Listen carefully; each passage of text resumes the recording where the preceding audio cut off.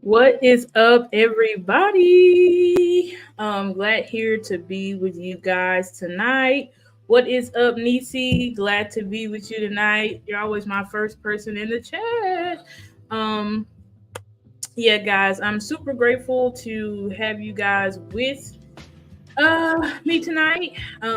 Some of y'all may have tuned in last night. I went live after the game with my girl Mickey. We had a little Star Chasers Girls Talk Ball game reaction episode, and we plan to hopefully be able to do that, not after every game, but for key games of the season. We want to be able to go live and talk to you guys, and maybe eventually figure out how we can get like the phone lines open to be able to communicate with y'all. But y'all forgive me, I forgot to put my light on. I'm looking kind of dark. Okay, there we go. So anyway, yeah. So we hope to be able to go live again, like we said, in key games that we have circled on our schedule. So we'll definitely let everybody know on Wednesday when we plan to do another game reaction, hopefully. But either way, before we get into the content, please like this video. Please share this video, this content, guys. And when you like the video, it just gives more people, it gives YouTube basically an alert to alert more people that I'm going live. So please help me by doing that. Please subscribe to my YouTube channel if you haven't done that already, which is Stargazers Sports. I have all my social medias to the right of the screen under follow me. So please follow me on all social media. As well as you see my banner scrolling at the bottom, you can donate to my Cash App. If you donate to my Cash App during the show, I will give you a special shout out and thank you because I do appreciate it. And you guys donating to my channel, like I always say, helps me upgrade equipment, helps me get more Cowboys gear so that I can wear when I'm trying to rep the team and things like that. So and I want to be able to get more decor into my background and stuff like that. So please help me do that, guys, because I am a super Cowboys fan. But to believe it or not, I don't have that much Dallas Cowboys apparel or memorabilia. So when you guys donate, I'm definitely going to try to add pieces and stuff like that. So y'all will see that be upgraded throughout my tenure as a podcaster and a Cowboys content creator. But without further ado, I think we can just go ahead and get into the content because I kind of got a lot to talk about and I don't want to run out of time. So anyway. So today's show is entitled Cowboys 40 versus the 49ers, a mirror we can't dodge. Cowboys versus 49ers, a mirror we can't dodge. And I chose this title because that's exactly what the 49ers are. That's what this game means, and that's what came to me. I think it was last night. Y'all know Mickey and I were live until about 1:30 a.m. I actually didn't even go to bed last night till 4 a.m. last night, this morning till 4 a.m. And then I woke up at 8 a.m. still thinking about the game and rewatching it and stuff like that. So y'all know that when you're a Cowboys content creator, we just got to delve into things a little bit deeper than the fans, right? Because I will be transparent and say yesterday was the first humiliating loss that I've seen as a super Cowboys fan, right? I think they said for the team we hadn't lost as bad since we were with Wade Phillips. I was not into the Cowboys under Wade Phillips. I know I was alive, but I definitely was a young child. So I definitely wasn't deep into the team or anything like that. I was just your normal fan. They play on Sundays. Woo, go Cowboys. You know what I'm saying? But other than that, I had never experienced a beatdown like that ever. So it was just super demoralizing, disheartening, confusing for me as a fan. And y'all can see my just straight up reaction from last night. You just go to the game reaction. It's on my YouTube channel. And then also I had lots of words to say on Twitter. So if y'all want to know my full, just like initial thoughts, y'all can go check Twitter and my YouTube, the game reaction that Mickey and I did yesterday. But anyway, that's exactly what this game is to us. It's a mirror that we can't dodge. This team is the 49ers team to the Cowboys is a mirror that you can't dodge. And what I mean is that, a mirror it's always going to reflect back to you who you are. Not who you want to be, not who you hope to be, but who you are.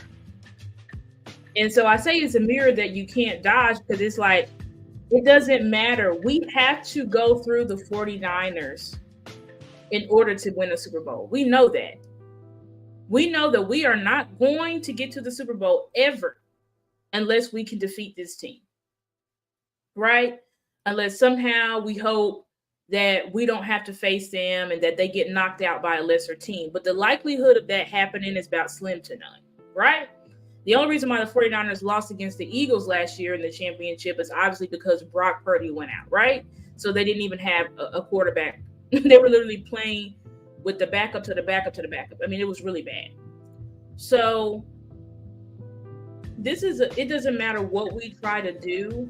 In order to really measure how good this team is, it's always going to come down to the 49ers. Because I'm going to be honest here, the Eagles are a good team, right? They have one of the best. They don't have the best roster this year, but they have one of the best rosters in football. But we are confident that we can beat the Eagles. The Eagles went to the Super Bowl last year. Dak still put up 40 points on them. I know y'all say Dak don't show up in big games, but Dak sure did show up against them last year when the defense gave up 30, how much? It was like 38, 34 points to the Gardner Minshew and company. Okay. And you can take a point off because remember Dak threw the pick six, right, at the beginning of the game. So you can take a point off and say they gave up 28 points, right? But that's still far too many. That's far too many against the backup quarterback. You understand what I'm saying? So, and if it wasn't Dak making Herculean throws to T.Y. Hilton, who's not even in the league this year, we lose that game. And we probably go in as a lower seed. And who knows what could have happened. So, as mad as hell as we are at the team, at Dak, at everybody, the reality is, and I said that this in my description, the reality is that not complaining, but just talking about how bad it was is not going to bring up solutions. Because the reality is, guys, that this was just a week 5 loss. Like, that's just the reality, right? I know it feels horrible because we've lost to this team 3 times in a freaking row. But the reality is that this is week 5 loss and that we cannot allow this loss to derail the whole season.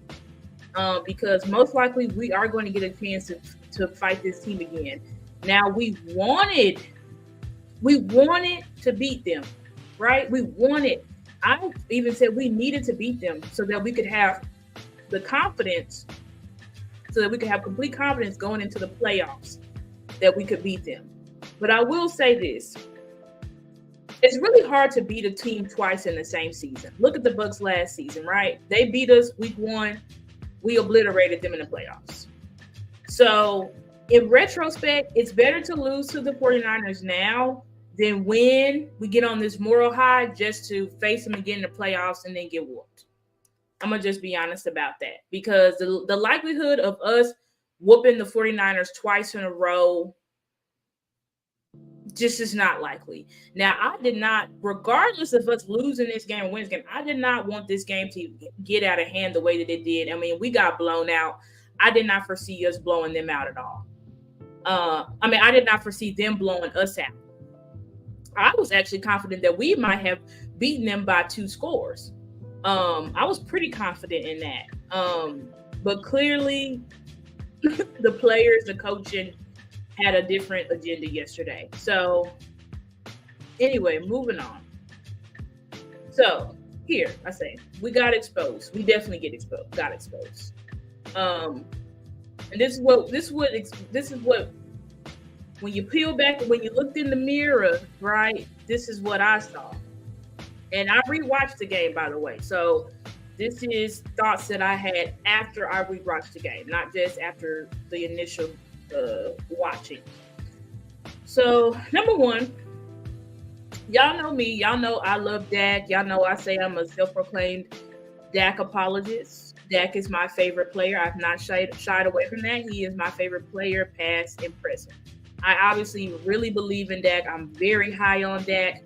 I believe Dak is a top 3 quarterback in this league. I've said all those things, and I've not just said them with my mouth, but I've, showed facts and all of that type of stuff. You can go back in my videos. You can look on my Twitter and see all of that stuff. I've compared him to the best, all this stuff. So anyway, but Dak may have had his worst game of his NFL career yesterday. When I rewatched the film, because see, initially, now granted, the wide receivers were not getting open versus man coverage, and that later came out. They showed it on film that CeeDee Lamb was getting locked up by Isaiah Oliver. Who exactly? They were showing that during the game, but Brian Schottenheimer actually said that the 49ers played us in man coverage more than they've ever played us. They're not a man coverage team. They are a cover 4 quarters team, but they literally were playing man on us, and they had us locked up. Our players could not get much separation at all. And when they did get separation, it was just too inconsistent. You know what I'm saying? So it's like, think of it like this. 2 times I look up, you're covered. The 1 time I don't look at you, you're non-covered. You know what I'm saying? It was just so inconsistent. But nevertheless, there were plays to be made. There were reads to be had that Dak just didn't see, right? Dak was not going through his progressions. And that is one of that. When he gets in his head and he kind of gets like frazzled, he starts to not go through his progressions, right? He will tend to just lock on a guy, go with the first guy, which then is having the ball in his hands too long, right? And then now Dak is so, I'm going to have to say it, Dak is scared now to throw picks. Like the NFL, the narrative really got to Dak. But it didn't only get to Dak, it also got to Mike McCarthy, which brings me to my second point. Mike McCarthy isn't the answer to play calling. I said he's holding Dak back because he refuses to throw in the middle of the field. It's a reason why Dak Prescott's not taking the middle of the field. Y'all think it's some coincidence? Most of Dak's interceptions last year were throws in the middle of the field. That has now resulted in Mike McCarthy literally refusing to allow Dak to throw in the middle of the field. Like, we're not attacking the middle of the field pretty much at all. And then even when there's routes in the middle of the field, there's apprehension by Dak now because he's so scared to throw picks now. Now Dak is playing like a shell of himself. When y'all saw last year, Dak did not give an F, like, to be honest. Like, it was the media that kept making him think about those interceptions. But we were winning games. He was making big plays, right? We still had the number 1 offense when he came back. We were putting up points. But the media, the fan base, the media got in the heads of the fan base, got in the heads of the front office, then which got in the head of Mike McCarthy, then which got in the head of Dak Prescott. And it's completely turned this offense on its head. Completely. And when you have somebody like Dak Prescott, who is one of the best deep ball throwers in the league, one of the most accurate QBs in NFL history. When you look at stuff like that and you see him playing like he can't make a mistake, that's not good. That's not good. And Mike and Dak now, instead of playing fearless, they play with fear. And yesterday they played that game not to lose, and we got our asses kicked. There's just no other way to say it. We played that game not to lose, not to mess up, and we got our asses kicked. It's just as simple as that. Next, Dan Quinn is not a defensive guru, and this defense is no doomsday defense. It's actually pretty far from it, because you see the doomsday defense, or the 2000 Ravens, or the 85 Bears. These are defenses that were able to carry pretty much their anemic offenses. Like, when you say that we're going to be a defensive-led team, which is what this team is now proclaiming to be, this means that all through thick and thin, we can count on this defense. And this defense has showed us that one week it's holding teams to 0 to 3 points. The next week it's getting blown out.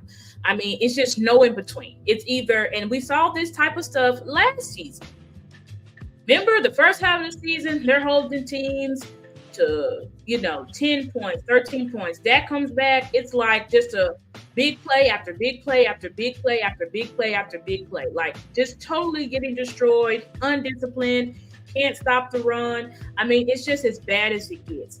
I'm sorry, but we need to stop with the anointing oil. Stop with putting, what is this defense's name? This defense ain't got no name. This defense has not done it. You don't get and even them saying that shows the type of mentality. These players are really getting ahead of themselves, because you don't get named until you get an accomplishment. What has this defense accomplished? Nothing at all. It has not accomplished anything at all. Right? Now they can hang their shingle. This defense and this offense can hang their shingle on what they did to the Bucs in the playoffs last year. But again, that's it. That's all you can hang your hat on. You have 3 times in a row yet to show that you could defeat this 49ers team. And yesterday, it was worse than any of the other showings. Right? Last playoff game, the defense played their hearts out, but there were still plays to be made. That's what I'm saying. This defense is not an 85 Bears. It's not a doomsday. It's not even a Legion of Boom, right? It's not that. We got to take a hard look in the mirror and figure out who we really are so that we can progress forward. But as long as we keep lying to ourselves and keep telling ourselves that we're something that we're not, we're never going to be able to move forward. Okay? Then my final thought was, what the 49ers really showed us is what we already knew. We have a lot of talented players, but coaches that don't know how to utilize them. I don't know how long this was the issue with Kellen Moore. This was low-key the issue under Linehan and Jason Garrett because of the offense that we ran. It's super duper predictable. Even on the defensive side of the ball, we've never had a cohesive unit as this, but we've always had talented players. Obviously we've had Hall of Famers come through this organization on the defensive side of the ball. And we can just never, it's like we have all the talent in the world, but we cannot find the right formula to put everybody in the best position to succeed. It's like we're in the freaking twilight zone. It's like something that just keeps happening over and over and over and over and over again. Because we thought that once we kicked Kellen out of the door, you know, Mike told us last year, oh, if I was a play caller, I would have a play calls, a call sheet for CD, a call sheet for Tony Pollard, that he was going to have all of this stuff, right? He said he was going to have all of this stuff to ensure that his players were getting the ball. Yet Tony Pollard got 8 touches yesterday. Deuce Vaughn got 0. Hunter Lipke got 0. Sorry, Deuce Vaughn, I think, got like 3 at the end of the game. CD got 8 targets. Ferguson, who was actually working, only got 3 targets. Like, this is ridiculous. Like, Brandon Cooks had about 2 targets. Like, this is ridiculous. Mike is once again showing he don't even know how to utilize the players that we have. He has no idea. He has 0 idea. Like, we literally got lied to by Coach Mike McCarthy. And this is very disappointing to me because y'all know I did a whole series on here about why he's going to lead us to the Super Bowl. But honestly, guys, the word Super Bowl has been taken out of my vocabulary after last night's show. We're going back to, this is a week-by-week basis, a game-by-game basis. And I hate that, and it breaks my heart. But that's what we have to do. If we lost yesterday in a close game, I don't think I'd be saying all of this, just to be quite honest. But we got just totally destroyed. So that I have to ask more questions than I would if this was just some close loss. Oh, we just lost, to a field goal or anything like that. Like, this was a massacre on national television. And our team just flat out wasn't prepared. It just flat out wasn't prepared. This should have been a game circled on your schedule as soon as you knew the 49ers were going to be on your schedule. And it was just horrible all around. It was horrible all around. There are probably 2 players that I think showed up. LVE, Jonathan Hankins. That's about it. Everybody else, defensive side of the ball, offensive side of the ball was horrible. Also Tyler Smith. There was some film out on Tyler Smith. He's been doing amazing. But everybody else, not good. Not good. The offensive line as a whole did good enough to win the game. I will say that. They did good enough to win, but it's not like they were just amazing. We couldn't run the ball. We need to get way more creative on offense when it comes to running the ball, when it comes to scheming up the pass game, because what we're doing right now, it's not effective at all. And yeah, I'm saying this because nobody showed up yesterday, guys. Virtually no one. Like, I know y'all saw the tweets and about CD being upset and he should have been targeted more. Sure, he should have been targeted more, but we saw the film of you, CD. You was locked up. We saw the film.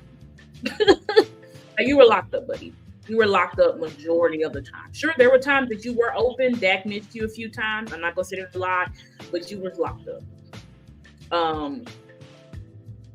And part of that's on the players just getting open versus man coverage. When Schottenheimer said today literally that they played man against us and we wasn't able to get open. Dak is one of the best quarterbacks versus man. Nobody was getting open. Or if they were getting open, it wasn't in enough time. Now, granted, there were some high throws by Dak. The first couple of series, Dak was missing throws, high throws, or just not seeing the open guy. He just was not seeing the open guy. And I think that the 49ers, specifically Fred Warner, they terrify Dak. And I hate to say that, but there's really no other way to spin it. They terrify Dak. It's now a mental thing with Dak. It's not his physical capability. It's not like Dak is physically incapable. I see people saying that type of stuff now that, oh, we just need a more mobile quarterback and yada, yada, yada. it's not got nothing to do with a mobile. You don't have to be mobile to defeat the 49ers. I don't know. You don't need a more mobile quarterback, anything like that. You have to be able to properly game plan against this team to beat them. And it was just bad. It was just bad. It was to the point. The play calling was horrible. But like I said, Dak did miss reads. There was times he missed Ferguson wide open, Tony Pollard open. But what I was saying was the 49ers got in Dak's head quickly because y'all saw the beginning we did. Because I was like, why didn't we run any screens? We tried to run a screen on like the second or the first series to Tony Pollard, and they ate that up. So I think Dak just stopped looking in the flats. I think Dak literally just stopped looking in the flats. Once Fred Warner and them did that one play, they tried to run to the outside a couple of times. It didn't work. Dak just gave up on the flats. And because now he's obviously being coached not to throw in the middle of the field because it's Dak's nature to throw deep in the middle of the field. Like that's one of the best things he's good at. He's not doing that anymore. So then it just became me throwing vertical routes, throwing non routes. It was real bad. It was really, really bad.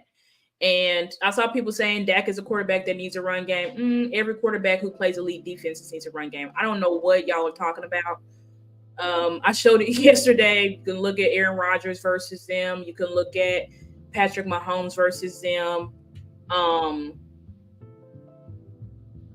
You got to be able to run the ball against elite defenses.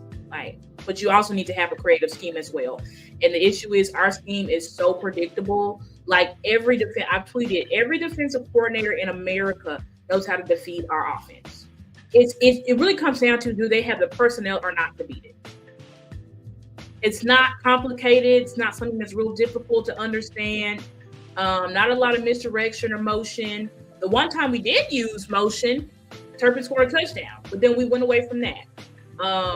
We were in shotgun yesterday. Literally, yesterday's game plan looked like Mike literally called up Kellen Moore and said, "Hey, Kellen, can you send me your game plan from last year?" Yeah. Oh, okay. Thank you. Bye. Hung up. That's literally what it looked like. We have not been in shotgun all year. We've been one of the top teams in play action under center. And Mike literally had Dak in shotgun all game yesterday. And that's exactly what the 49ers want. It was bad. It was bad on all fronts. We got outplayed. We got outcoached. We got outcultured.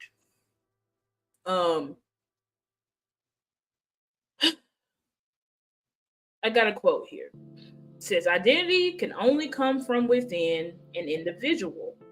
It can never be created or located. I'm going to read that again. Identity can only come from within an individual. You can't create who you are. You can't look and go out. People say, I'm going out and finding myself. You can't go out somewhere and find yourself. Who you are is who you are inside.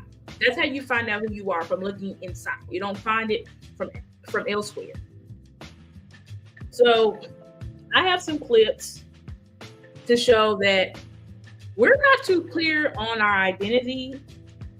And honestly, the identity that it seems like we're trying to assume as this team, that we're this defensive-led team, I'm sorry, but we're not. We're not. And I just said that. I just said why. We've got a good, talented defense, but this is not a defense that can consistently lead their team. This is a defense that's going to that's going to get turnovers and all of this, and turnovers in one game, and then they're going to completely look undisciplined and not really making plays the next. Like, that's just who this defense is at this point. And I don't really care what y'all got to say about anybody got to say about it. If they want me to change my thought on that, they're going to have to change the way they play. But until then, this is not no defensive led team at all.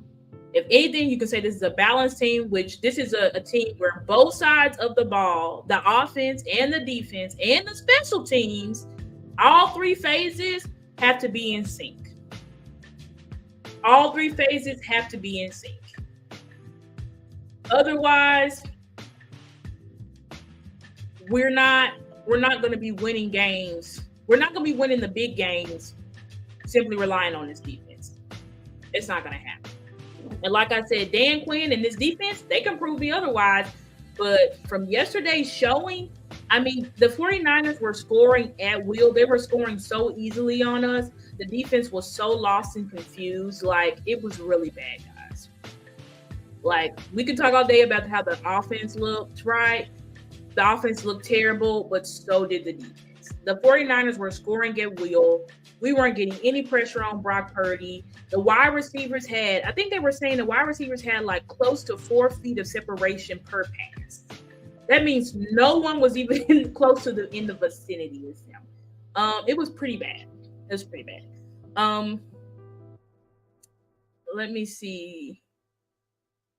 I think I'm gonna try to just show some of these clips. Actually, Veep, do you want to take a break here, or can I just keep going? I don't know. It's up to you. Whatever you like to do. I'm gonna keep going. I think we can I'll bring you in probably about 10 minutes because I want to get through these videos. Not a problem. Okay, so anyway, I'm gonna show these videos, guys. One is from Dak, one is from CD, one is from Mike, where they're directly asked the same question of what is this offensive identity? And I want y'all to listen to the responses. Because I was not too confident at all in these responses. We'll start with Dak.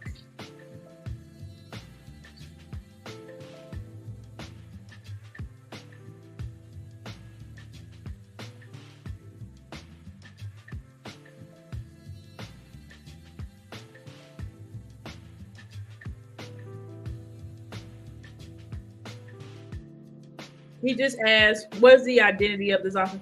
Veep, can you kill the background music?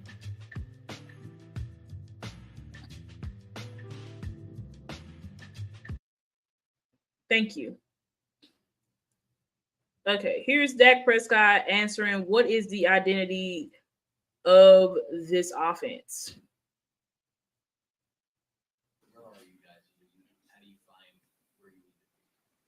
Yeah, I mean, I think when we've established a rhythm, that's kind of been, I don't want to say obvious, but something to lean on with our tempo, changing up the personnel, putting pressure on the other team. But it starts with getting one first down. As I said, when you go 3 and out in the first 2 drives and then a turnover, it's tough. It's tough to overcome. You feel like you're stepping on your own feet. But when we get a first down, as we did, I guess in the 4th possession, things got better. And you look at the rest of the game, it was either 3 and outs or the turnover spree that I started. Okay. So that was Dak's answer to what is our offensive identity. He said tempo and changing up personnel. Does that sound like an identity to y'all? Tempo and changing up personnel. And has that even looked? Now we go into tempo sometimes, but it doesn't seem like we consistently are constantly in tempo. I have seen that what was the game? I think that was that just last week? When we I think that was last week when we faced the Patriots. We did go up tempo, and obviously we blew them out. But we didn't do that this week. We weren't going up tempo. Then he's talking about changing up personnel. And then earlier in the week, Dak had said that we change plays every week. We add plays, we take away plays. That doesn't sound like a consistency to me. And then when you see the scheme that Mike rolled out, it's like, are we still trying to do this no identity bull crap? Where we just don't really have an identity. It's just based on, we just take what the defense gives us, and we just try to bring in as much, we're just calling plays now. Let's throw this package at them. Let's throw this package at them. Is that what we're doing now? Because yesterday it clearly showed. Because when there was things that were working, the same critique that we had over Kellen Moore, when we had that end around for Brandon Cooks that got 10 yards, right? When we used emotion to get Turpin open, we never went back to those things. We never freaking went back to those things. Even the run, when Tony Pollard fumbled, that was a positive game run, but we didn't even go back to that. I mean, it literally is looking like we are the exact same type of team that would, but what's crazy, guys, is that we haven't been that. Shout out to my guy Okoye. He can confirm this. He put that on Twitter, Okoye Media. We have been under center, play action, running the ball this year. Why Mike decided to be in shotgun literally tells me that this team does not have, this offense does not have an identity scheme. This is still the freaking no identity offense, where we just think we can just run a bunch of plays at people, confuse a bunch of people, which we don't confuse anybody, because like I said, every defensive coordinator in the freaking NFL knows how to defeat us. It's just whether do they have the personnel or not, or is that going to be a Super Saiyan that day or not? It really just comes down to that. Okay, then let's look at what CeeDee Lamb said. This answer is worse. CeeDee Lamb's answer is worse than Dak's. This is what CeeDee Lamb's answer was what is our identity?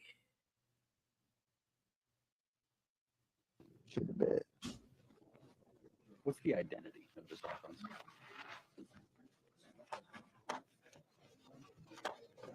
I don't know. I don't know. That's what he said. Should you 5 weeks into the season? I guess so. I don't know. How do you guys find it?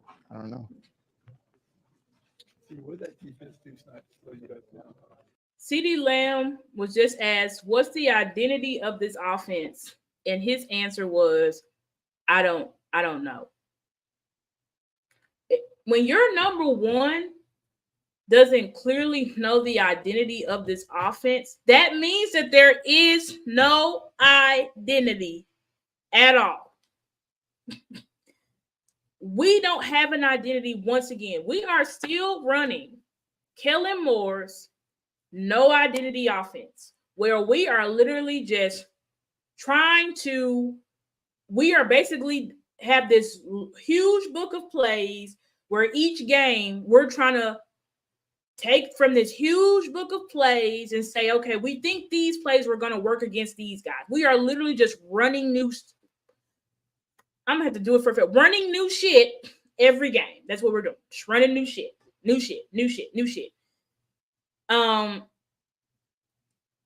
CD's targets have been down. We obviously haven't been focusing on doing plays to get our playmakers open. It's been, once again, scheme, right? We had this no identity scheme. So it's basically like, what I feel like they're doing, guys, really is they're looking at analytics based on what does this team primarily run? Okay, and what are the plays that will usually beat this? Okay, we're going to run these plays. We're not evaluating plays. Okay, CD got a huge gain on that. We're going to go back to that. We're once again not seeing every other offense I see runs the same plays. Kyle Shanahan has the same plays that he runs. We all knew Brock Purdy was going to do nothing but throw in the middle of the field. And guess what Brock Purdy did against us yesterday? Threw nothing but in the middle of the field passes. They have an identity. They know who they are. They know what they're going to run. Your number one wide receiver, even though I was on his ass because I'm tired of his diva attitude, but even so, your number one wide receiver doesn't even know the identity of this offense. That's unacceptable. That's completely unacceptable. I'll take a break here. We'll come back and I'll show Mike's response to the no identity. What's this offensive identity? And then we'll keep going. All righty. Good evening, everyone. Tonight's Blast Artist Spotlight is our girl known as Demi Day, and this is called Be Like You. Check it out.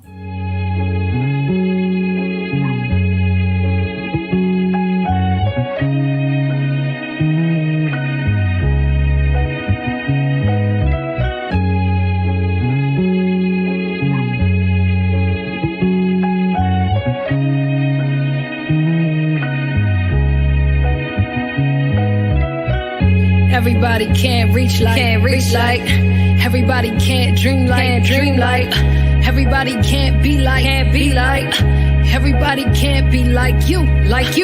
Everybody can't reach like, and everybody can't dream like, everybody can't be like, everybody can't be like you. I understand you got your own thing going.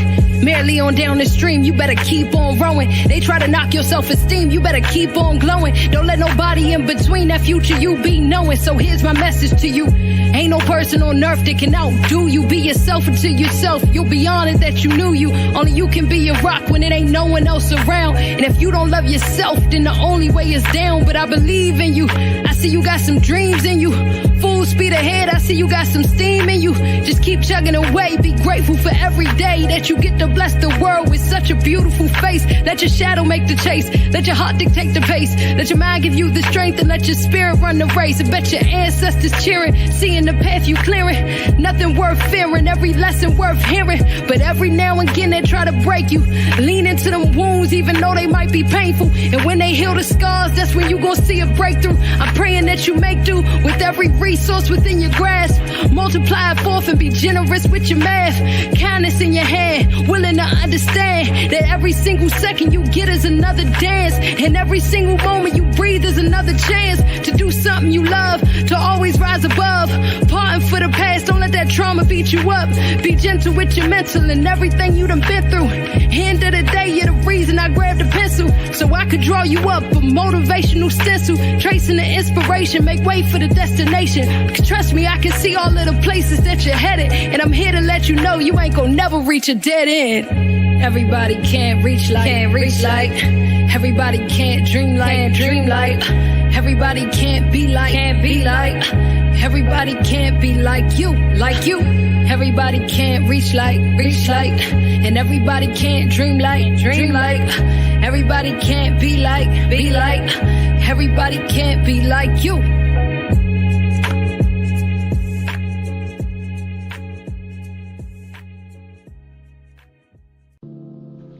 The Lee Law Firm. The Lee Law Firm. It is a law firm for those in the Dallas-Fort Worth area seeking a holistic approach to solving their legal matters. Just some of the legal services the firm provides. It's divorces, custody suits, child support, and adoptive child services, criminal defense, DUI defense, wills, trust, power of attorneys, and many, many more. You can contact the Lee Law Firm. The Lee Law Firm. And make sure that you say the word blast when you speak to the Lee Law Firm representatives and receive 10% discount on your initial retainer to hire the firm. And that was Demi Day with Be Like You. And if you are an independent artist, spoken word poet, or even up-and-coming comedian looking for some exposure, you can go to blastmusic247.com and register for free. But listen, Blast is needing fans as well. So fans, go to blastmusic247.com, register for free, and have access to plenty of free music. Blast, changing the industry one artist at a time. All right, back to you, Star. Thank you. And what's up with you guys? I see Mickey in the chat, Dwayne, Nisi. I appreciate y'all rocking with me in the chat tonight. Okay, so anyway, let's move on to what Mike had to say when he was asked, what is this offensive identity? Give me a second. Share screen. McCarthy, share. All right. Identity? Yeah, I think just like anything. I mean, when I look at the 5 weeks of offense, I just think that we've been in a different range of games. I was thinking about it even after I talked to the team last night, and it's been on my mind because I just believe in, consistency and continuity is so important in everything you do in this league because. And see, I gotta stop him right there. It said Mike says consistency and continuity is important. How are we going to be consistent and have continuity if we aren't consistently running the plays that we are good at? Because to be quite honest, guys, like even though, yes, Dak has been more under center and stuff like that, I haven't really seen the same plays happening. Like when I look at San Fran's offense, you know what a staple player their offense is in the run game? The toss play that it's not really like a toss play. It's almost like a toss inside zone. Like that's a staple of the San Fran offense. That's a staple of who obviously is from the Shanahan tree, Mike McDaniel offense with the Dolphins. When you see these types of pick plays, drag routes, fullback flare outs, like these are staples in the San Fran offense that you're going to see week in and week out, and they don't care how much is on film. They're like, go ahead and stop it. Just like, what a staple in Philly's offense is? Inside zone run game, RPO, right? Getting their guys isolated on boundary throws. Jalen Hurts, I don't think there's a quarterback. Jalen Hurts has regressed. The statistics say that, but there's no quarterback and wide receiver that hit that outside sideline throw like Jalen Hurts and AJ Brown. Like they're consistently running stuff over. It's like everybody's offense. It's like they doing the same stuff. Philly, the QB sneak, the QB tush push. It's the same stuff every week, but no one can beat it. But yet we're trying to be these gurus where we think we don't need an identity. We can just do this week, do these groups of plays this week, this group of plays this week, this group of plays this week, and when we find good defensive coordinators, they laugh at us. They not even good defensive coordinators. When we find defensive coordinators with the personnel, they literally laugh at us because they know exactly what we're going to run, how we're going to run it. Because it's the same freaking type of concepts that we've been running. But there's no staples. We're running same type of concepts that we were running even under Jason Garrett and Scott Linehan, but there's no staples of what is actually effective and works. Y'all understand what I'm saying? But anyway, let's get back to the. It is difficult, and deal with the highs and lows. But when I look at our 5 games, we've had 3 lopsided wins. We had a tough game on the road that kind of got away from us that we fought back in, and then we had last night's game. So I think with that, the identity of the offense is clearly you want to have some balance throughout how you play. Ball distribution I think has been 4 out of 5 games. I think we definitely hit the mark.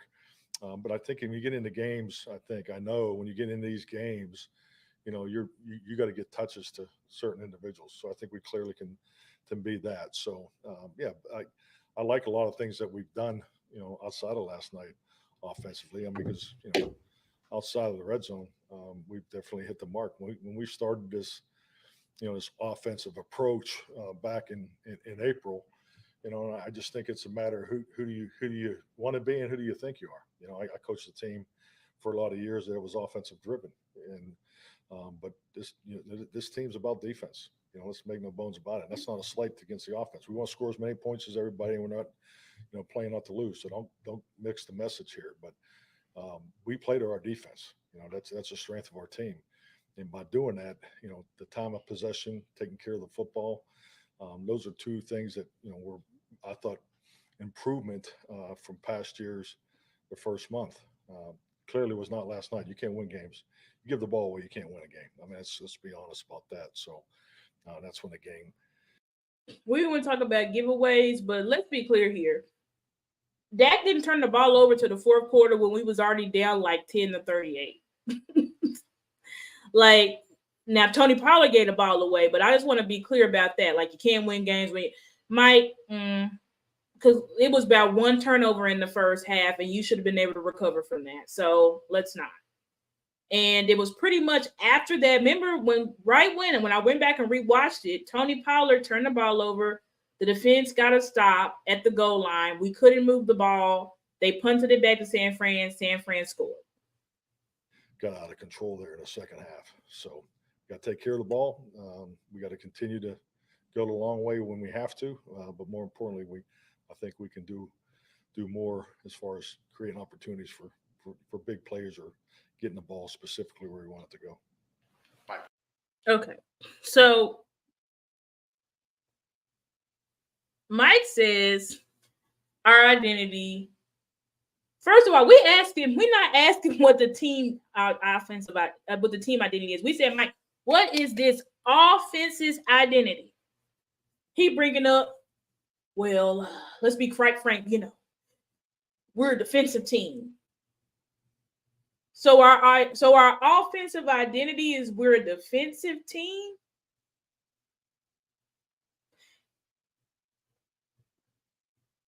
And then we go about, it's like you're not naming who you are, right? And he didn't say nothing about high tempo.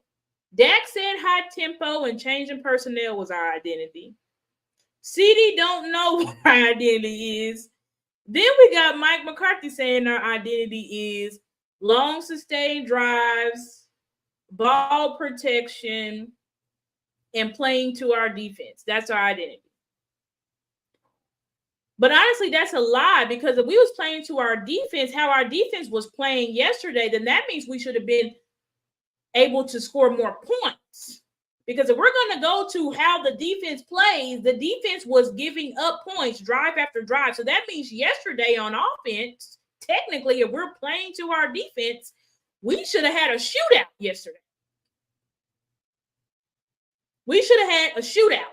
That should have been the game plan. Yet, what we had was a lot of scared, conservative play calling. That fear passed down from Mike McCarthy to Dan Quinn to the other coaches, the assistant coaches, down to the players. That's what happened yesterday. There's no other way to spin it. That's exactly what happened. So, and let me see if I can get back to my Veep, can you bring back my presentation? There we go. Thank you. It's too much. That's exactly what you said, Nisi. It's too much. We're a high tempo, switch personnel, play to our defense, control time of possession, ball protection team. It's too much. Your players should be able to know the identity in about a sentence. And we got the head coach and our quarterback saying two different things, and our number one wide receiver saying they have no idea.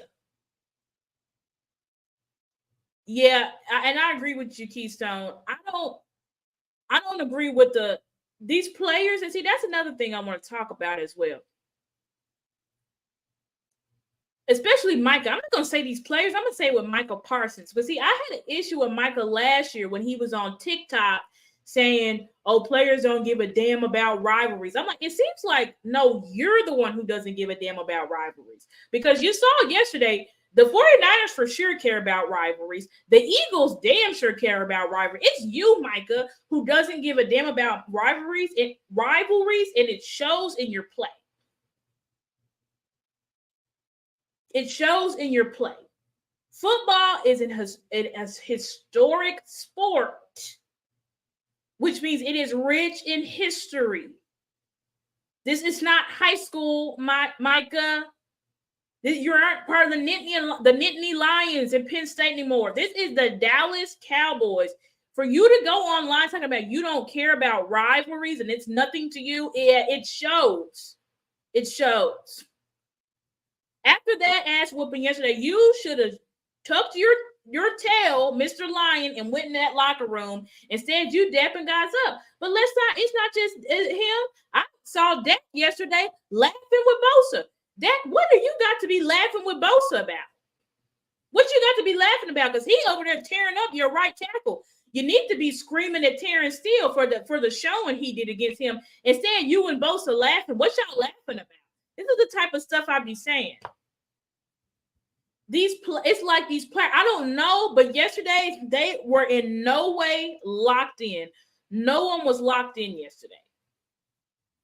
Y'all, the players put all this hype saying this was more than just a game and all of this stuff just for y'all to literally wet the bed against them. And Kittle can hold up his shirt that says F the Dallas Cowboys. But y'all think stuff is sweet. These guys be punking y'all on the field. Excuse my language, but they be bitching y'all on the field, and y'all think it's funny. Y'all think they're laughing with you, but they're laughing at you.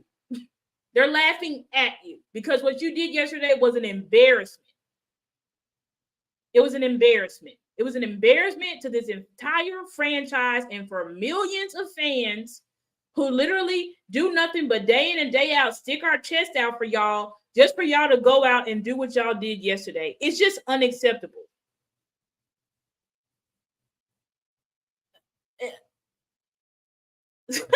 You talk about Michael Kittle is, yeah, then you talk about Kittle is my guy. And I've yet to see, Michael was quick to defend Zach Wilson when whoever that was said that he sucks. But another commentator, just said yesterday that Dak is ass. Did you see Michael comment on that? You see any viral clips of him commenting on that? Did you see him go to Twitter and defending Dak yesterday? You see, this is the type of stuff that I'll be talking about with these young players. It's getting ridiculous. And I think this type of stuff, it's got to stem. See, Dan Quinn, I put on Twitter today, we so obsessed with Dan Quinn, but Dan Quinn is nothing but another freaking company. He's a cool company guy. He thinks because I wear Jordans and I wear my hat back, I'm Mr. Cool Guy. He's just a company guy.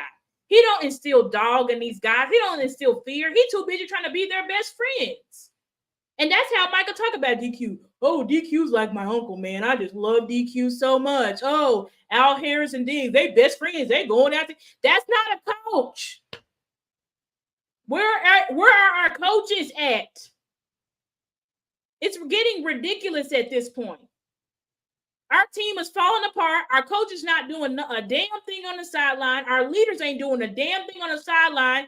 That with that stupid look that every time Dak playing bad, he got that stupid deer in the headlights look. He just sitting there like, what are you doing? I would be up there ripping my wide receivers apart, ripping the O-line apart. I would be yelling at Mike McCarthy. Dak just sitting there like a deer out of headlights. Mike was sitting there like a deer in headlights. CD on the sideline pouting like a little girl. Like, it's ridiculous. This culture that I thought we built, this is getting ridiculous at this point. Yesterday was so sad. I really don't know how else to spin it, but it was a disaster from top to bottom. And we need an entire regrouping. Because yesterday was literally, we got massacred on national television, and it's seeming to us that the fans care more than the freaking head coach, his coordinators, and the players. And all of them just give the same company, oh, we just got to be better. I just got to be better. Oh, I just should have played better. Oh, I just should have called a better game. No. This was not just another game, and these are the BS excuses that you give us. It's total bullshit. I hate to be cussing so much on this show, but literally, yesterday was literally bullshit. There's no other way to spin it. There's no other way to reframe it. Moving on. Sorry for my rant, but geez, like, it's just ridiculous. How do we fix it? These two. This is how we fix it. Mike McCarthy and Dan Quinn. If this ship is going to be righted, it's going to have to come from these two guys. It's going to come down to this. Mike and Dan have to adjust, period. Their plan that this team be this defensively led team is not working. You don't have any defensive greats, but this defense can be good with the talent that it has. Okay? We've seen that. With this talent that it has, it can be a damn good defense. Damn good defense. But Micah Parsons, yes, you do have all pros, but I'm sorry, buddy, until you win Defensive Player of the Year, shut it down. Let's shut down the Lawrence Taylor talks as well. Let's shut it down. Let's stop wearing these doomsday defense. Take off the freaking hot boy chains. We need to go back to the basics. This is what I believe our solution should be. We should try to do this going into the Chargers game, and we really need to do an extensive regrouping when we're on our bye week. DQ, I think Dwayne, you mentioned it, talking about these stunts. The stunts and these crazy pass rush packages that he's trying to run, they don't work against great offensive coordinators. We need to get rid of it. Our identity on defense needs to be discipline. Forget the stats, okay? I'm talking about getting back to the high school level basics, because this hard-hitting man press defense that Dan Quinn seems to be trying to run, where it's sometimes in man press, and then sometimes it's like guys are like 10 yards off the ball on 3rd and short. Like, what are we doing? You just gonna really give them up those easy yards? I don't understand it. But this defense that Dan Quinn has tried to come up with, trying to be a new defensive guru, it's not working. And when we play good OCs, i.e., when we face the 49ers in the freaking mirror, they show us that we are not that. It's time to take the mask off, be who we are, not who we are trying to be. We are trying right now as the Dallas Cowboys to be this defensive-led team, and we are not that. Either you're the 85 Bears or you're not. Either you're the 2000 Ravens or you're not. The inconsistency is showing us. When we face real offensive coordinators with the personnel, this defense looks pedestrian, including Micah Parsons. And somebody said, shout out to DeFi Cowboys, who said, listen, I love Micah Parsons just like the next person, he said. But he said, I've never seen offensive coordinators target a guy like they target Micah Parsons. They don't. Do you see defensive coordinators say, I'm going to target Aaron Donald? Oh, I'm going to target Myles Garrett. Yeah, that's what we're going to do. That's our game plan. I'm going to target Sauce Gardner. I'm going to target Pat Surtain. That's what I'm going to do. I'm going to target Trayvon Diggs. That's exactly what I'm going to do. No, but they literally target. You see, Trayvon Diggs put his stamp. The offensive coordinators know, don't play those games with him. It's a suicide mission. But Micah Parsons, Mr. Lion, offensive coordinators are having their way with you. And whose decision was it to have you on the best competition? You know what decision I think it was? Micah. Because he's always trying to think about his individual self, what he wants to prove. I want to prove that I can go against the best. And he got his ass handled. Not even by just their left tackle, I forget his name, Trent Williams, but he was getting handled by their fullback, Kyle Juszczyk. Kyle Juszczyk was wiping Micah out. It's time to rethink some things. V, can you help me with my background music? I realize I've been talking into silence. Thank you. But oh look, we got Eastside Harold in the chat. But anyway, what's up, Eastside? I see y'all still didn't win, but y'all got CJ Stroud though. He broke Dak's record. Congrats. Anyway,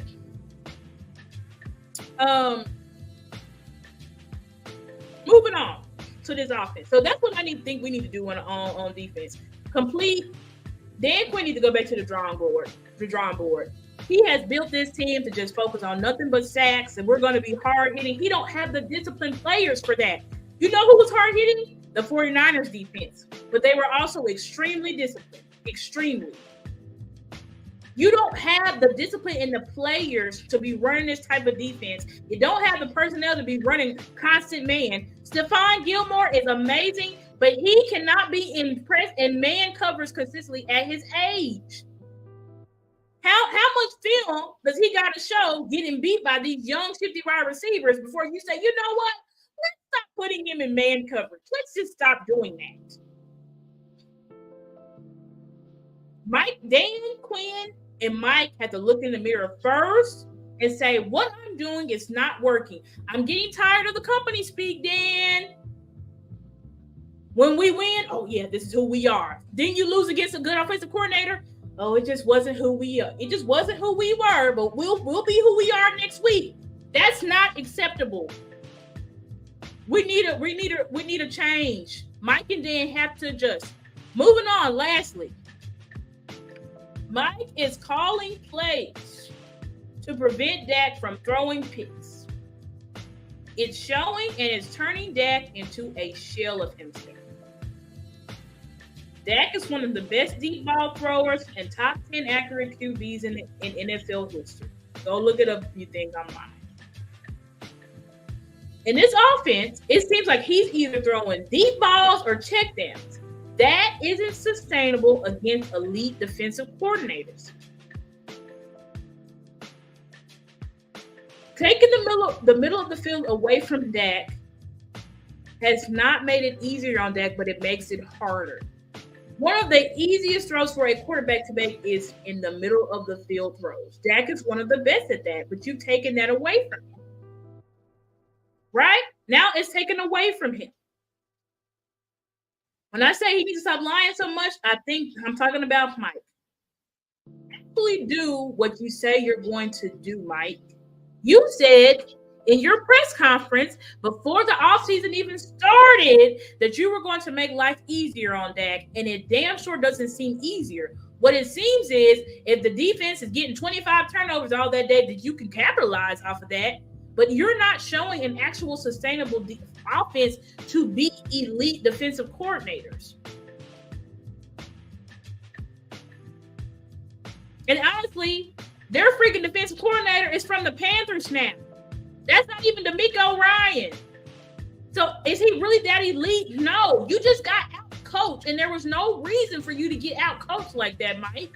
You're a Super Bowl winning head coach. That man is not. And you got out-coached. It's unacceptable. You after the game talking about CD should have got his touches. What happened to your play sheet, Mike? You said you had play sheets. You would have a play sheet for CD. You would have a play sheet for this person. And we didn't see it because CD only got 8 targets. It's ridiculous. You don't got no damn play sheet. Stop lying so much.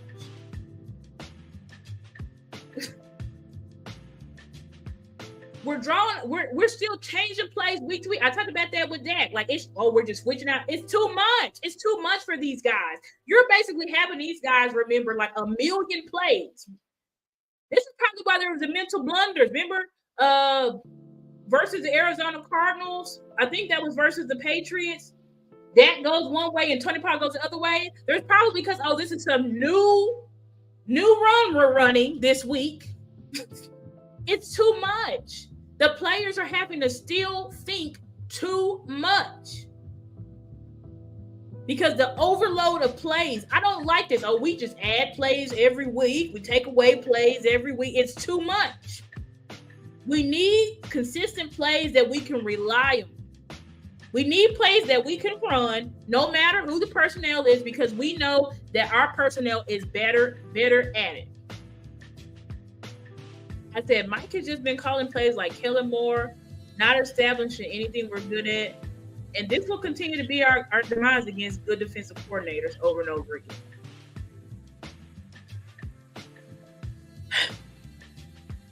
So the solution to what can we do going forward? Number one, we gotta remember, we gotta take out the Super Bowl talk, guys. I'm sorry. We gotta take out the Super Bowl talk. We gotta stop calling this defense the doomsday defense and historic this and historic. We gotta really cut it out. And Mike and Dan gonna have to go back to this drawing board. They're gonna have to go back to the drawing board and figure it out. Because they're little, I'm trying to be these geniuses. I'm trying to be what I'm trying to play to our defense. Like we just have this some like elite defense full of Hall of Famers. It's laughable to me. Like what? The 85 Bears have plenty of Hall of Famers, I believe. So do the 2000 Ravens. Even the Legion of Boom had multiple Hall of Famers. This is not the only two people that you may consider Hall of Famers. Maybe if they keep up the career they've been having is Micah Parsons and maybe Trayvon Diggs. And that's maybe. Like, we got to stop it. We got to stop it. Yeah, fans as well. We got to stop the Super Bowl. That's what I'm saying. Dwayne, we got to stop the Super Bowl talk. Let's end it. Super Bowl talk is a wrap for me. You won't be hearing nothing about Cowboys going to the Super Bowl from me.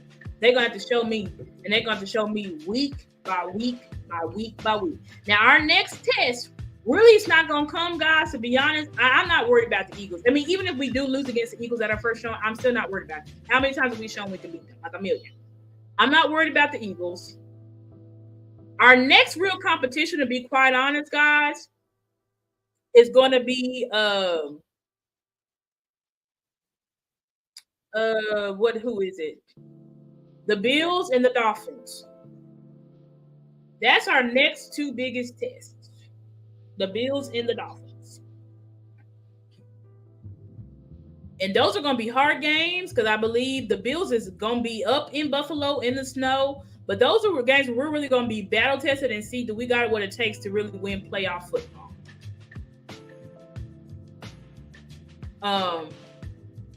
And I'll leave us with this.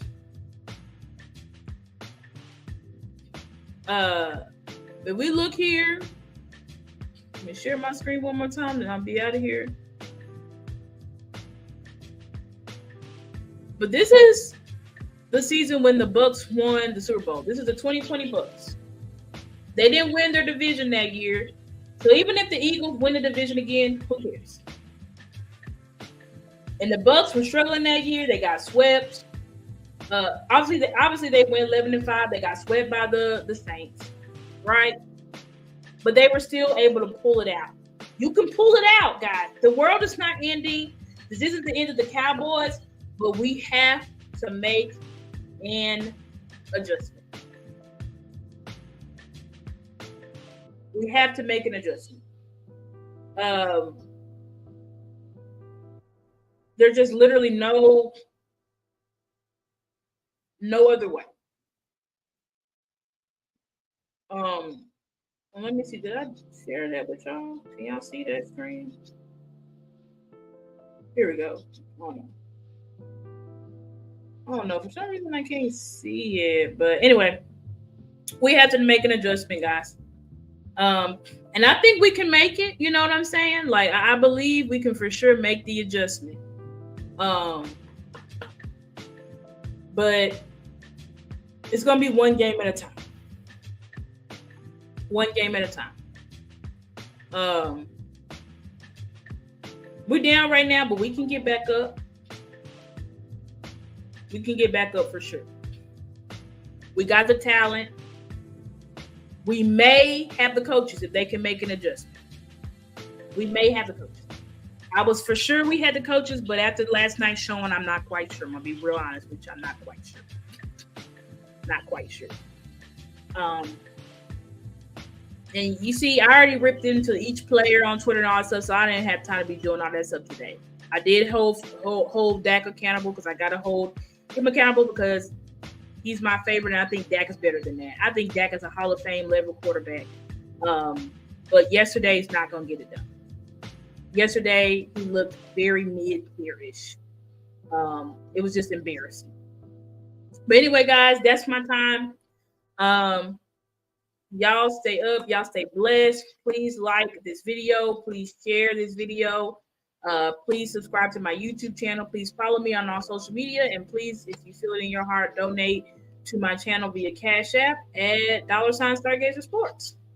Thank you, Dwayne. Thank you, everybody. Love you guys. And I should see y'all on Wednesday with Star Chasers Girls Talk Ball with my girl Craven Cowboys, a.k.a. Mickey. All right. Y'all have a good night. Bye-bye.